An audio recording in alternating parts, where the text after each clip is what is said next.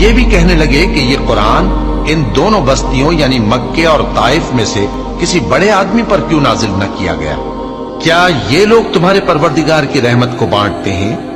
ہم نے ان میں ان کی معیشت کو دنیا کی زندگی میں تقسیم کر دیا اور ایک کے دوسرے پر درجے بلند کیے تاکہ ایک دوسرے سے خدمت لے، اور جو کچھ یہ جمع کرتے ہیں تمہارے پروردگار کی رحمت اس سے کہیں بہتر ہے۔ اور اگر یہ خیال نہ ہوتا کہ سب لوگ ایک ہی جماعت ہو جائیں گے تو جو لوگ اللہ سے انکار کرتے ہیں ہم ان کے گھروں کی چھتیں چاندی کی بنا دیتے اور سیڑھیاں بھی جن پر وہ چڑھتے،